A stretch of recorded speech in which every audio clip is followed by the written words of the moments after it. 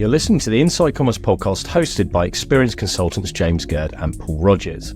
Inside Commerce is your fast track to digital knowledge, featuring interviews with leading e-commerce retailers, industry thought leaders, and the C-suite of key tech companies to explore the latest in digital strategy, customer experience, and tech.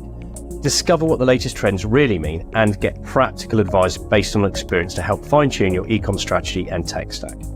Follow us on LinkedIn and reach out to James or Paul if you'd like to discuss an e-commerce project. We hope you enjoy the latest episode. Today's episode is sponsored by Scale Commerce Engine, who have productized the scale and expertise of the fastest growing e-com business in Europe, and Swap Commerce, who will help you improve every pain point in your ops journey, from shipping tracking and package protection to inventory and returns. So let's set the scene for our episode today. Really interesting one. I've got real personal interest in this because it's about a vendor that I've been closely involved with for many years and I have a real soft spot for because I really like their kind of approach and mentality in the market, and that's BigCommerce.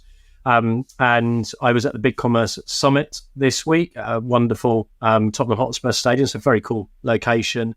And we're going to duck into what the key outtakes I've taken for that around trading performance, strategy updates, product roadmap, etc. And I guess general market mood around BigCommerce as a vendor and platform. So me and Paul are going to do a talking heads on this. Should we get cracking, Paul? Yeah, absolutely. Yeah. And we're going to flip the structure a little bit. So I'm going to ask the questions, which I don't think we've ever done before. Maybe like right at the start, we orient a little bit. But yeah, so I guess just to set the scene slightly from my perspective. So I wasn't able to make it on Wednesday. Seen quite a lot of BigCommerce in the past, similar to James, maybe not worked as closely on projects as James has. And then I think over the last couple of years, Shopify have been pretty aggressive as a competitor to them in particularly like the middle 75% of the market. So yeah, lots of kind of question marks around BigCommerce, kind of where they're going, how much of an impact that competition has had. So yeah, I guess James, from your perspective, what was the mood like in the room? What were some of the kind of, high level messages? Yeah, what did you take from the day? I think the overall mood, and I spoke to a lot of the agency partners and other consultants and also some customers who were there, which I think this is the real smart move. They've now got customers going to the event as well. So existing customers, prospects, people who are in flying projects. I think that's a really good move because you get a broader perspective.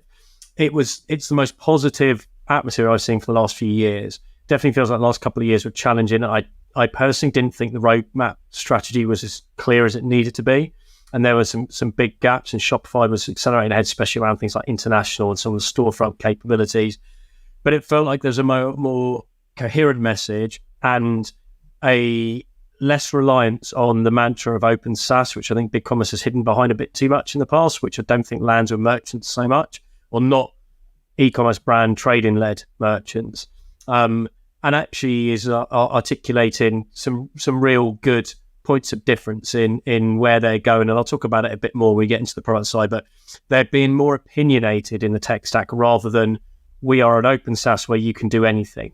And they've recognized that sometimes is actually really off-putting because people not sure what that really means and where you go. So with great flexibility often becomes great challenge in understanding what you do with it.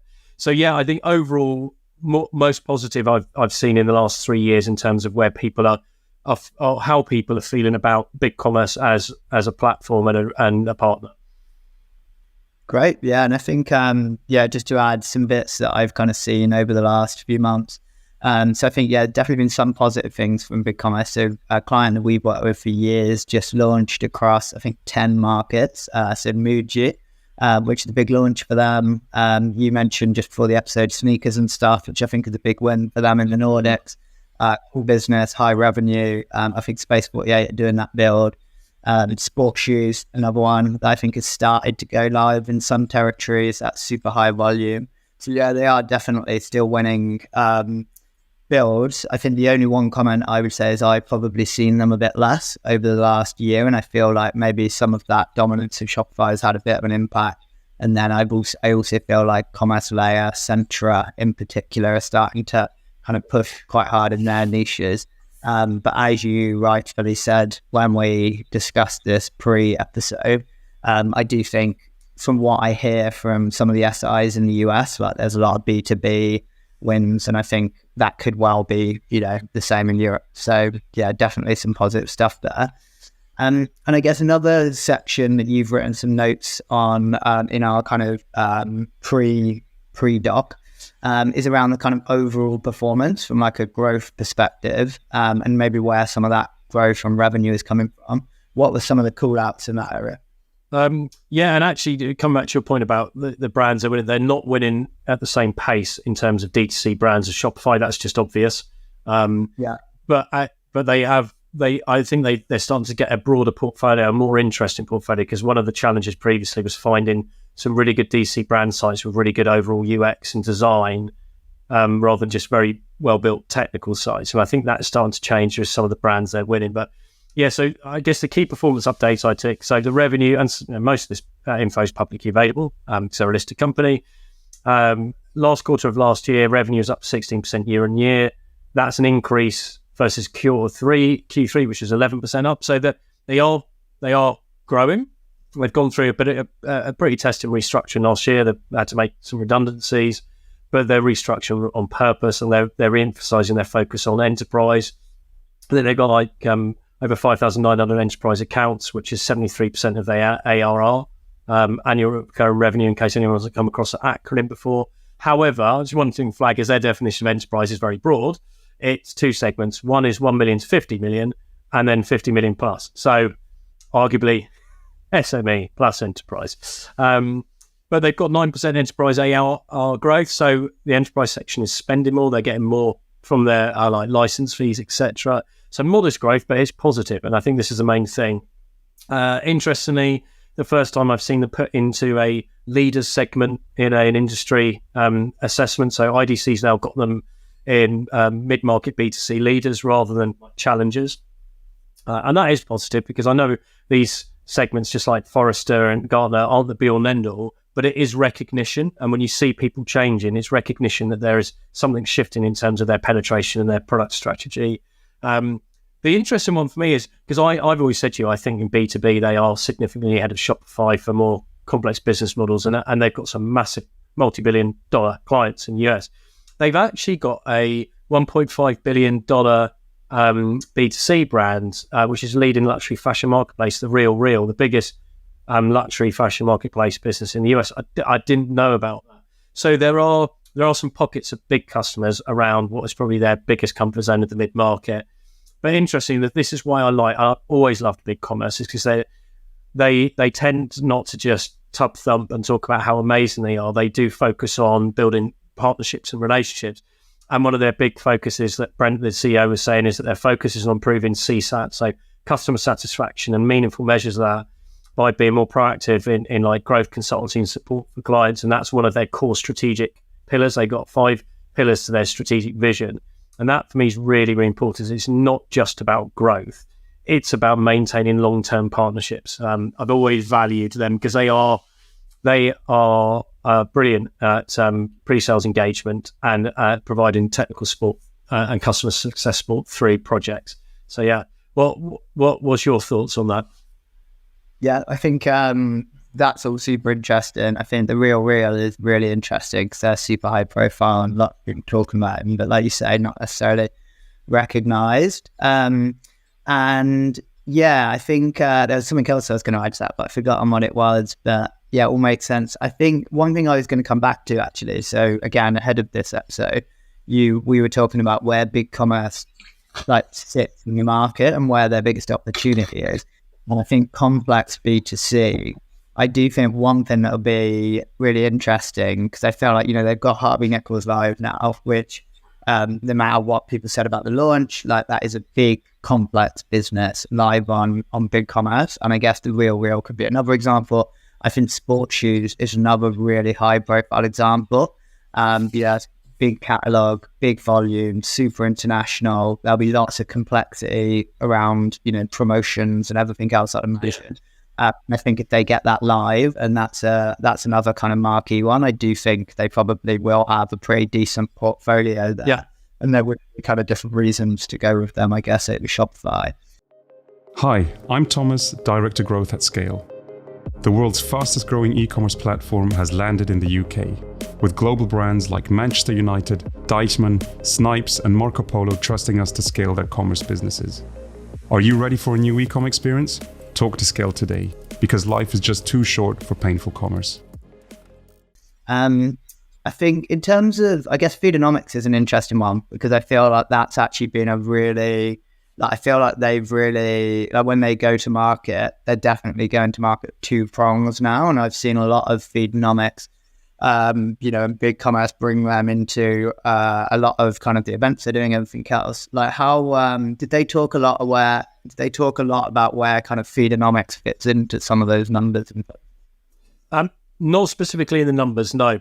So there was no splitting out, but I'll talk about it from a product point of view, because they are really pushing Feedonomics. And I guess it's in the same way that when Episerver bought out Optimizely and then rebranded to Optimizely, they have a 2-pronged approach, because you can sell the experimentation stack, or you can sell experimentation as part of a wider e-commerce and omnichannel stack.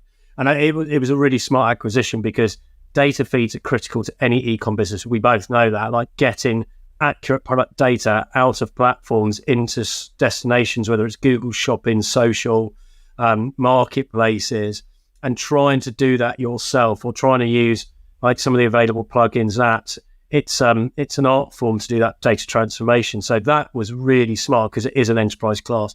But yeah, the talk for Feedonomics, it was very compelling, but it was a complete sales pitch. It's basically, we're the best, you should take Feedonomics. But what I think is good is they're investing in that.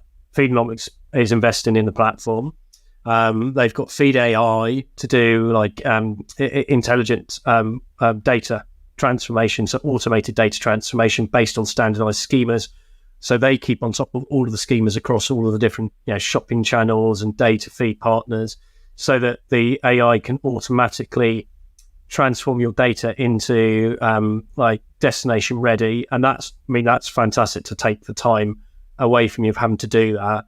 And they keep extending the channel. So this is one of the hard things when you're trying to do something yourself using, I guess, like an existing third party or some basic tooling, is what if you now want to go into Walmart in the US because you're growing in the US, or you want to go into Target?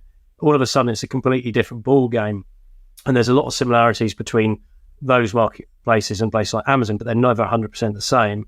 And then they're also interesting. They're doing an integration with Marketplacer. So they've got an integration coming as a big Australian like marketplace management platform, where they're going to be looking at using Feedonomics for doing, I guess, the data aggregation of all the external data sources that Marketplace is going to need to standardize the data, to push into Marketplace to have better data going in. So that feels like they're really thinking through the proposition for the customer. Yeah, great. Yeah, I think that, it sounds like they're doing some very smart things. So and I think, I know they've built some like kind of niche connections to different marketplaces in the US as well, which I thought was really smart with Feedonomics. The only other point I wanted to make was just to echo your point, that I do think, like, I think a lot of people know that I've been a big fan of Shopify for a long time, and have, worked a lot with that platform, which, I think most people know.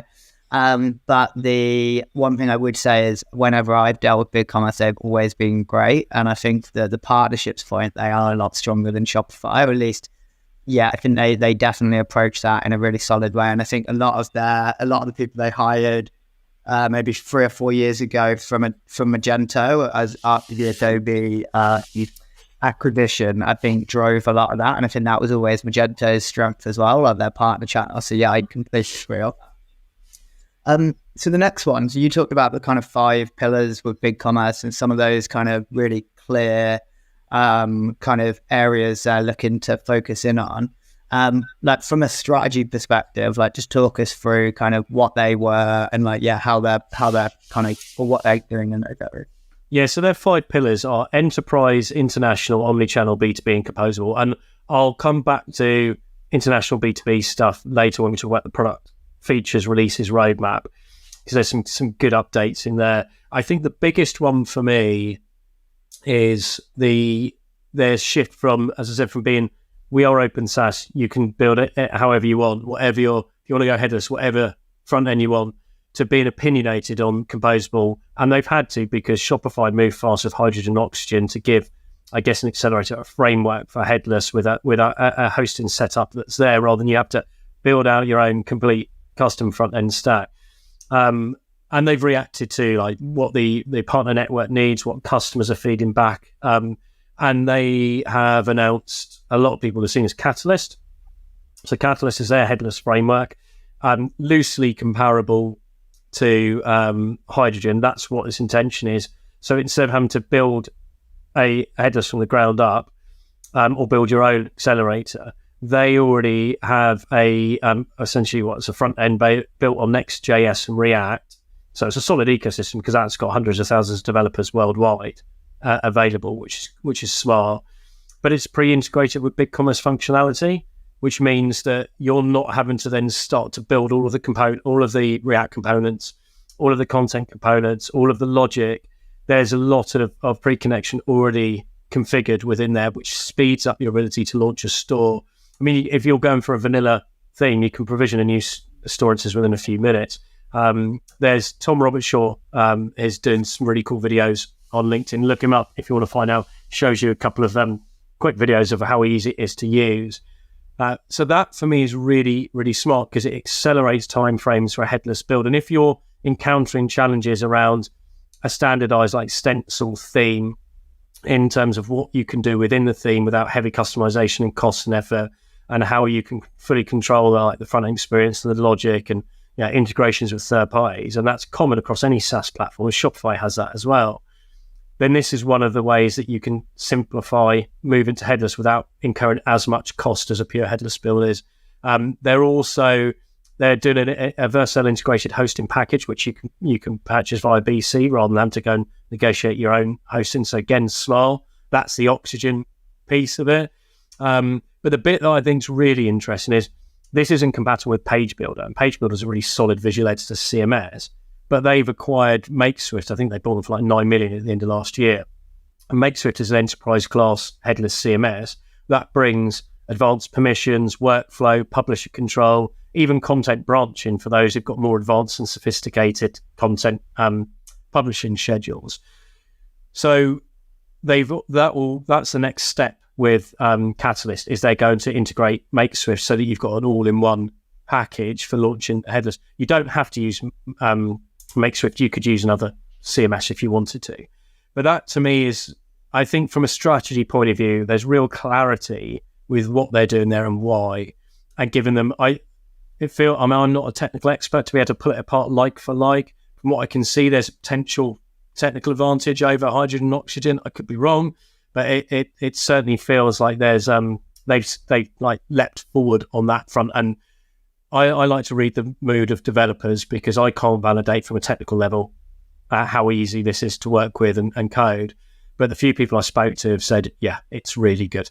Out of the box, it is really good. It's performant. It's easy to use. Toolkit for developers is great, and the toolkit that's coming to customers is really useful too.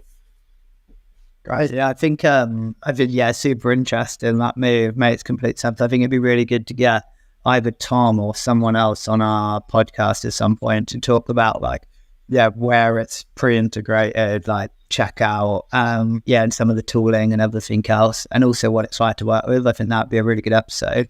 That makes complete sense on that from that perspective. And I'll have a look at Burrow as well.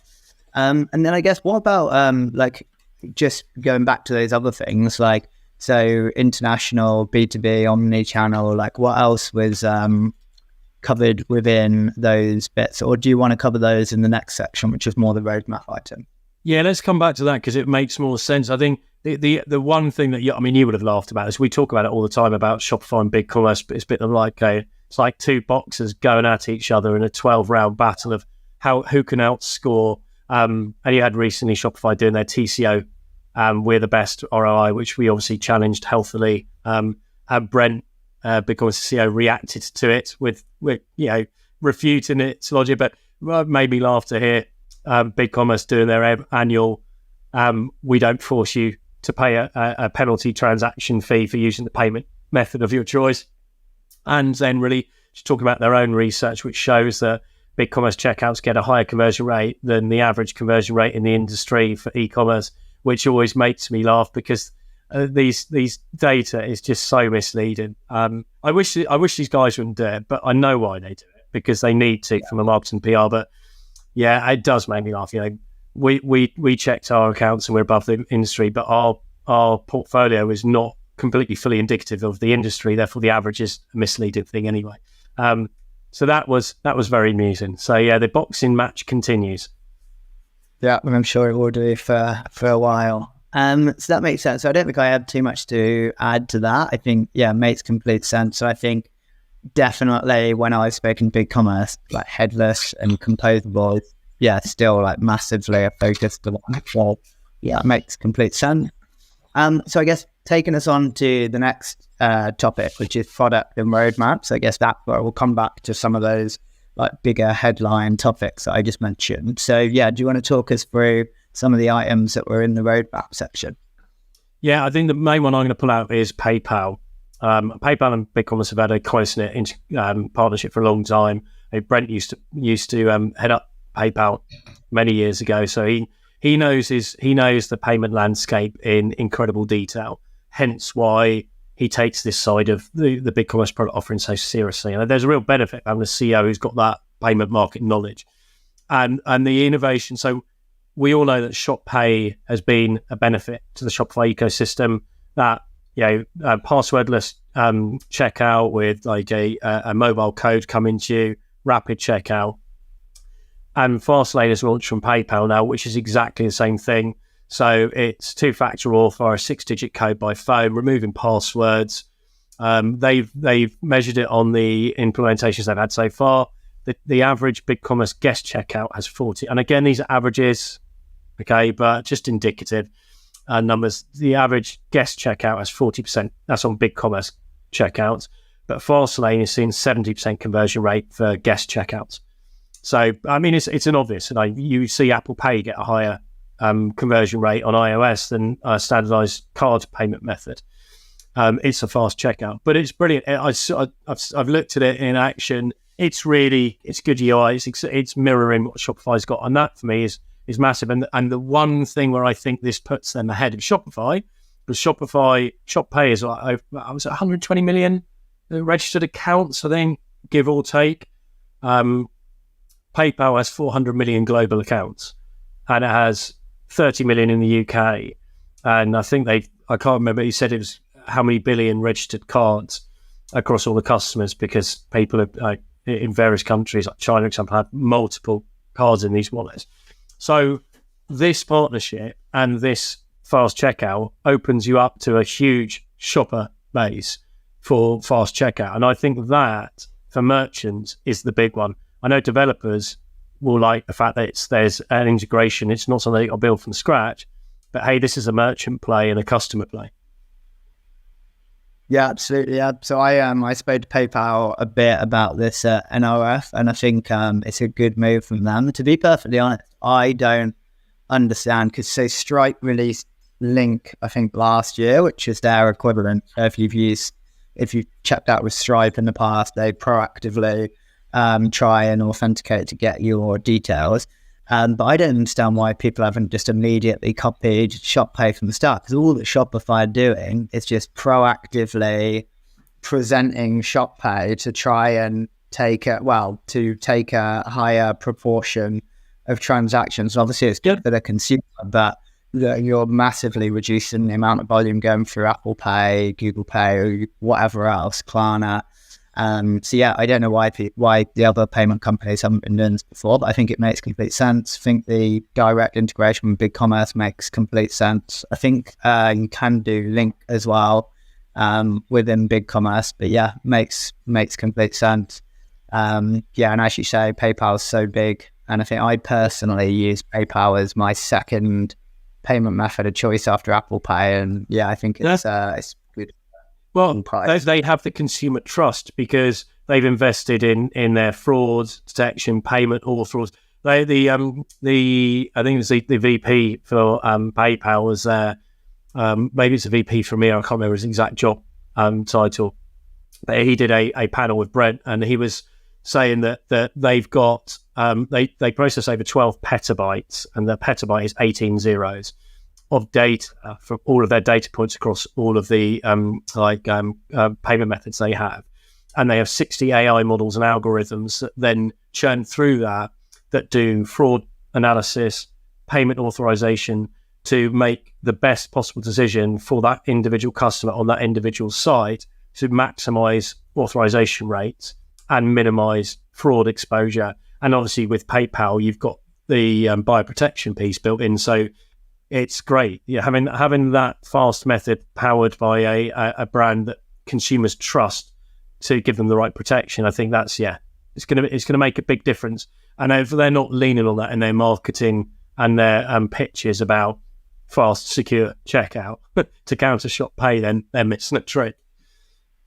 I think that we should do an episode. It'd be really interesting to get someone from PayPal on to talk about this, because I've actually not seen it yet in the wild, and I've heard a lot of people talking about it. So yeah, it'd be interesting to see, like, if you're to say you're on Magento or Salesforce, I don't know what actually needs to be done to enable this.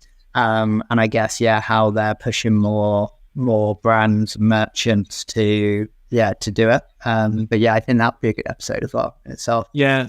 It's only in the US at the moment. It's coming to UK EMEA later in 24. And as with all roadmap items, he said, I can't commit to the time. You know how roadmaps work, but it's coming later in 24. That's their guarantee.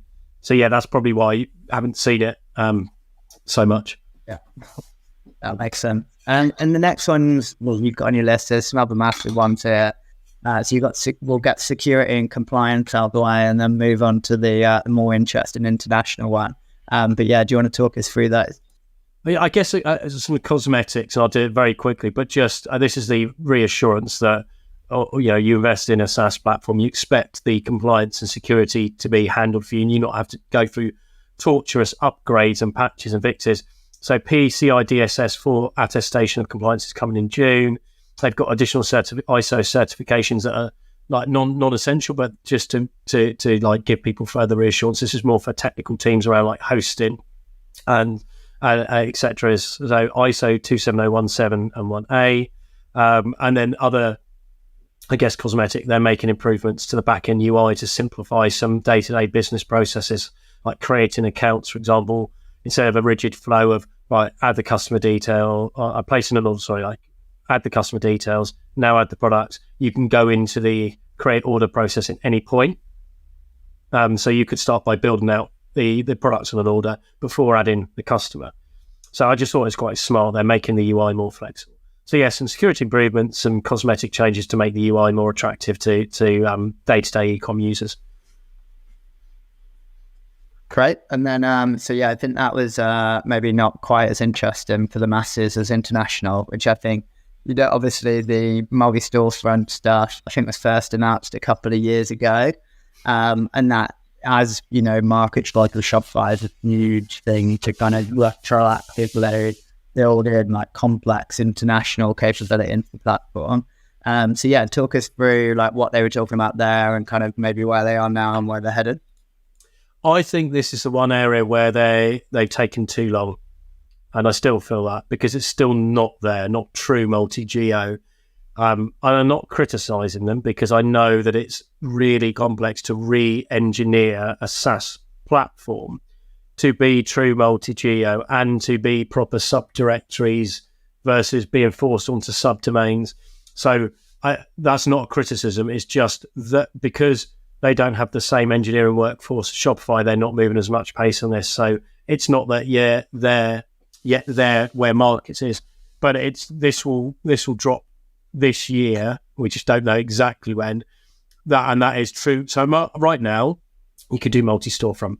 You can have different stores, different configurations, but that's not in a single instance. So you not like markets. So you basically have to have separate views for each of them to do that.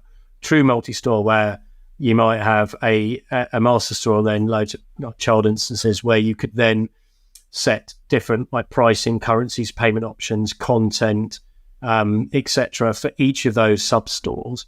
That's the bit that's coming. And the big one which is due to follow, is from an SEO point of view, which is one of the things that's frustrated really technical SEOs over many years, is not being able to put other country sites on subfolders, subdirectories. That's now committed to the roadmap, but we don't have a release date.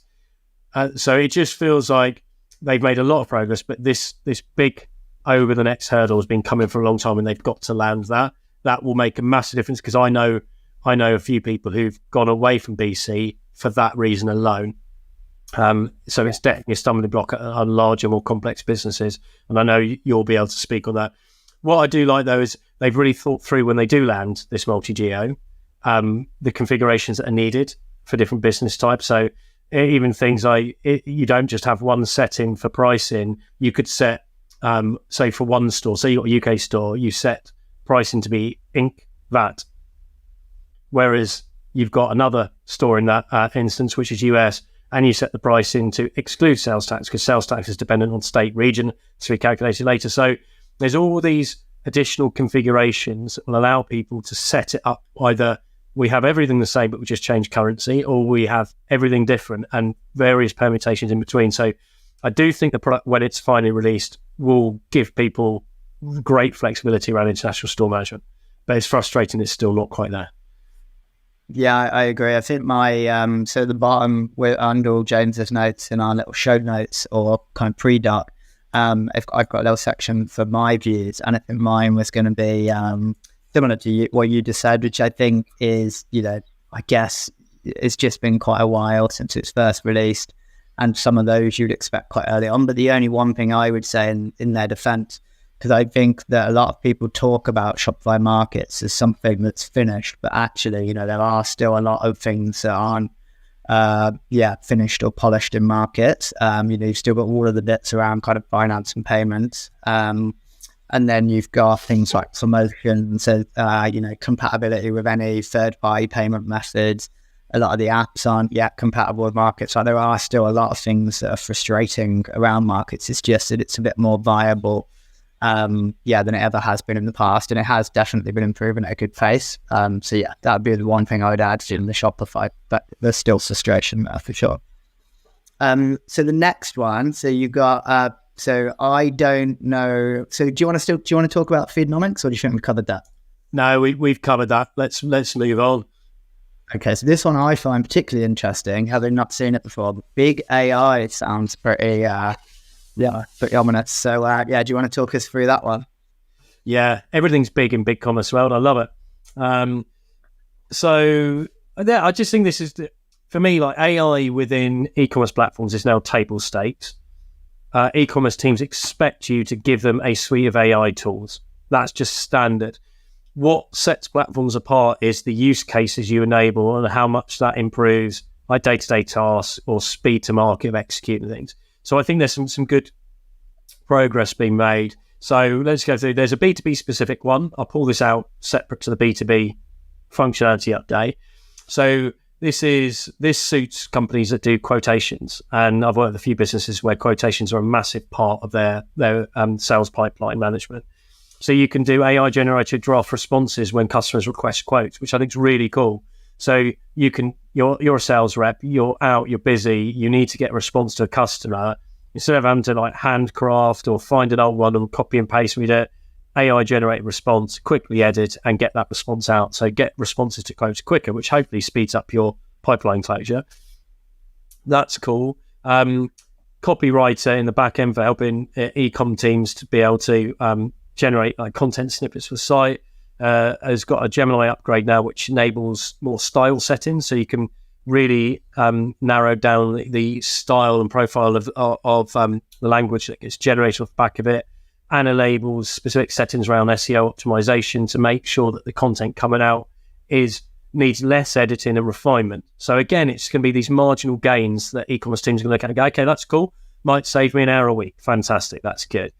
And I always, when I go to these conferences, I think about the full stakeholder set that me and you work with when we're in these projects, and the kind of objections people have, and where they're using additional tools, where actually if you can consolidate and remove some of these tools, it simplifies things.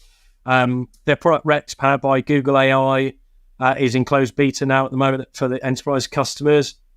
And this is going to be a real good one, because they're not going to get to the point where they're going to be a specialist search and merch to the level of like a Nosto, a Klaviyo, pick your vendor of choice. But for those businesses who might not have the advanced needs and want some really good, solid product Rex capability out of the box, this is an area BigCommerce has always been quite weak historically. Same with Shopify, used to be much weaker. So these are powered by Google AI. You have a Google account, you connect it to BigCommerce. It will then do the AI processing to come up and spit out relevant product Rex. And devs can use the storefront GraphQL API to insert Rex in different parts of the site. And this is going to do class of things like, similar to other products you might like, frequently bought together, and add, a basic level of personalization. But the one area I think is really cool is they're pushing AI more in the predictive analytics to give better data and insights. And again, we know in the last edition, Shopify released a whole new tranche of reports as well, and they're pushing on the data and insights. So things like lifetime value analysis using BigQuery, machine learning, that's in beta targeting for Q3. So there's some cool stuff coming along, which I think e-com teams will find useful. Yeah, definitely. And I think you kind of need to have some of these things on a roadmap. And I think you definitely need like an AI line. So yeah, I think that's really good. And like you say, same kind of road to Shopify. I think one thing that I was impressed that quite excited by, and I've not played around, but the BigCommerce announced maybe last year, was they had like a native connector into BigQuery, which I thought was really cool, because I think one of the most loved things about Shopify that doesn't necessarily get talked about is like how easy it is to pull data out of it, and like how easy it is to connect it to Zapier or Supermetrics or whatever else. So that was something I was particularly, intrigued by. So did they mention that at all through the day?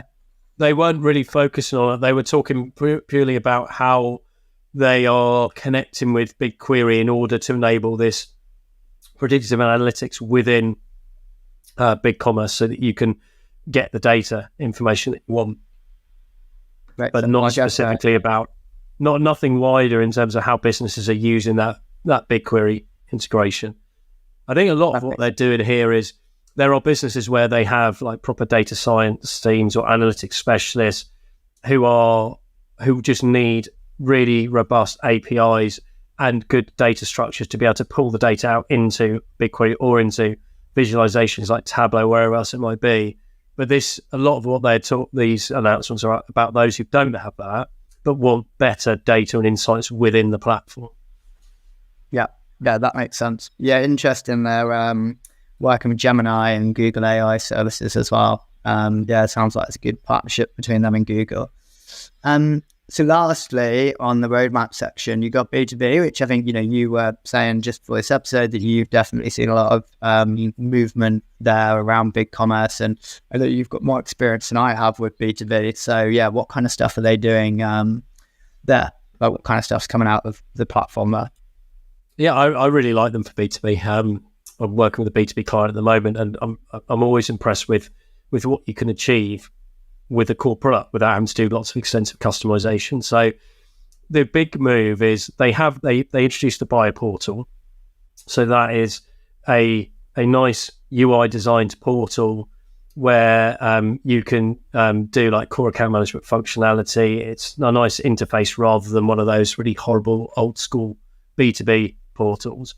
But now they're given 100% source code access to developers, which means you can customize and personalize that portal and restructure it to your heart's content using the existing functionality, but not being constrained by the portal design and how it's working at the moment. And I think that's really cool.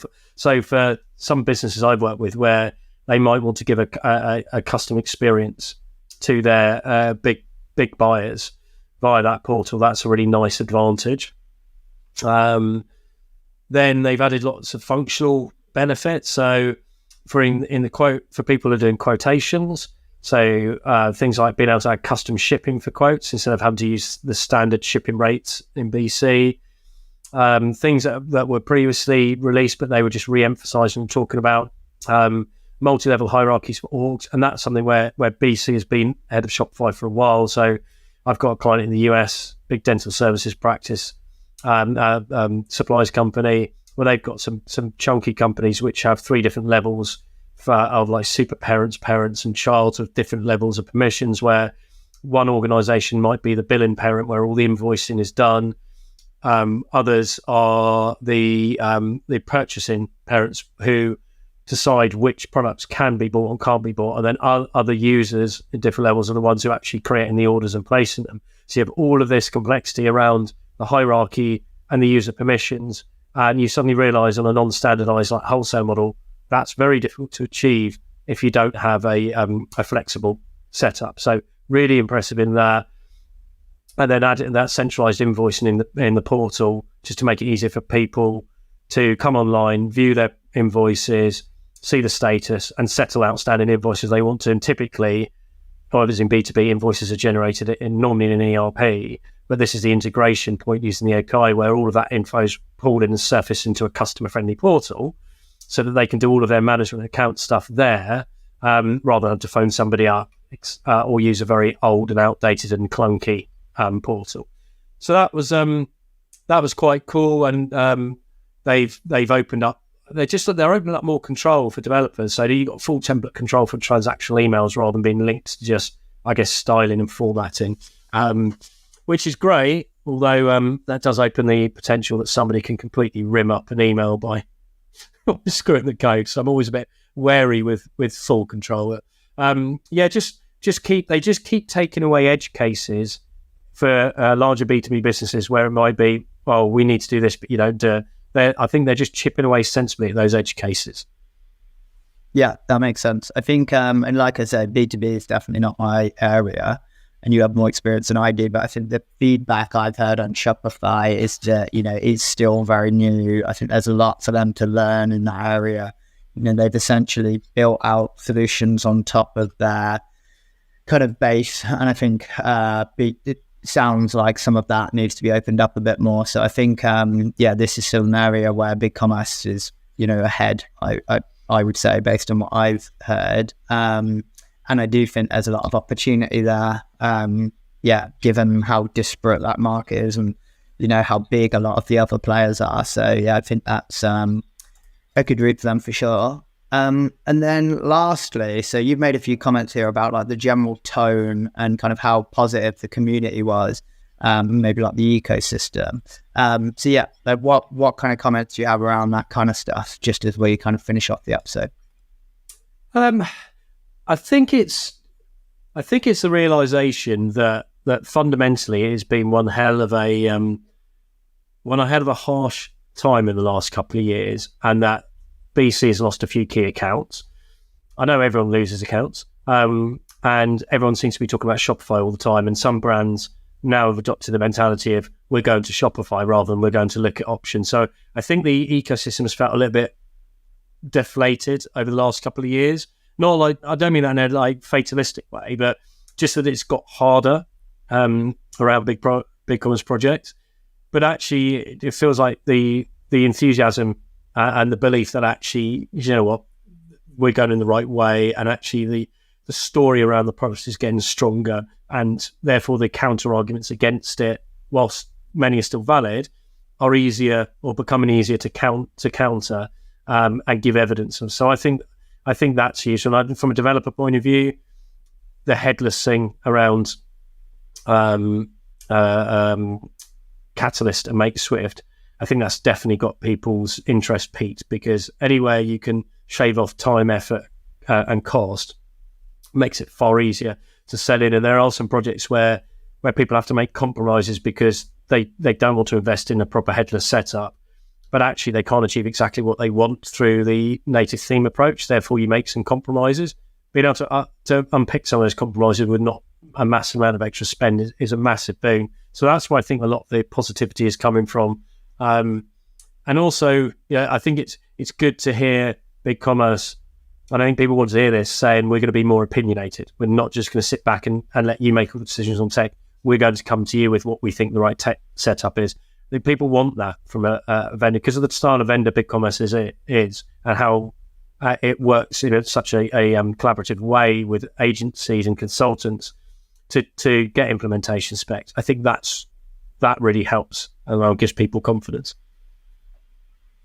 That makes sense. Yeah, well, I think, to be honest, I think this has been a really interesting episode. I think, obviously we've talked a lot about BigCommerce over the last few years, but like you say, it feels like it's a challenging market at the moment. So it's good to hear lots of positives and a change from them and positive sentiment from the people in the room. So yeah, I've personally found this really interesting. And you've obviously taken lots of notes through the day, which has made for a good episode. Yeah, hopefully. And all of you for listening, thank you. Anyone who was there, please, like on our LinkedIn post, put a comment. Let us know what was your key takeaway or takeaways.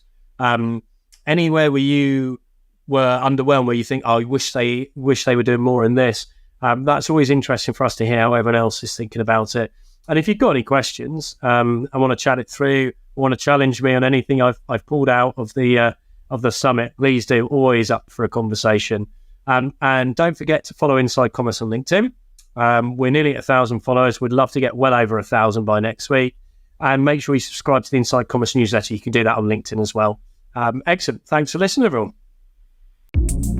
You're listening to the Inside Commerce podcast hosted by experienced consultants James Gerd and Paul Rogers. Inside Commerce is your fast track to digital knowledge, featuring interviews with leading e-commerce retailers, industry thought leaders, and the C-suite of key tech companies to explore the latest in digital strategy, customer experience, and tech. Discover what the latest trends really mean and get practical advice based on experience to help fine-tune your e-com strategy and tech stack. Follow us on LinkedIn and reach out to James or Paul if you'd like to discuss an e-commerce project. We hope you enjoy the latest episode.